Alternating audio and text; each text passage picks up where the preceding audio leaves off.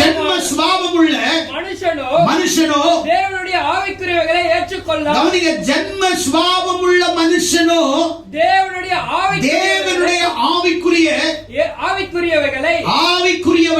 ஏற்றுக்கொள்ளான்.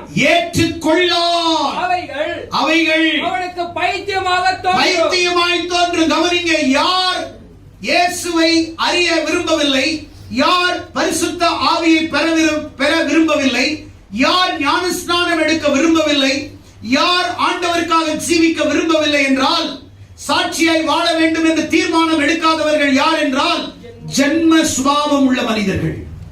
என்ன மனிதர்கள்? வாயை திறந்து சொல்லுங்க, யாரு? இந்த ஜென்ம சுபாவம் உள்ள மனிதர்கள் ஆவிக்குரியவைகளை அறிந்து கொள்ள அவன் முயல மாட்டான், அறிய விரும்ப மாட்டான், வேதத்தை அறிய விரும்ப மாட்டான், இயேசுவின் குணங்களை அறிய விரும்ப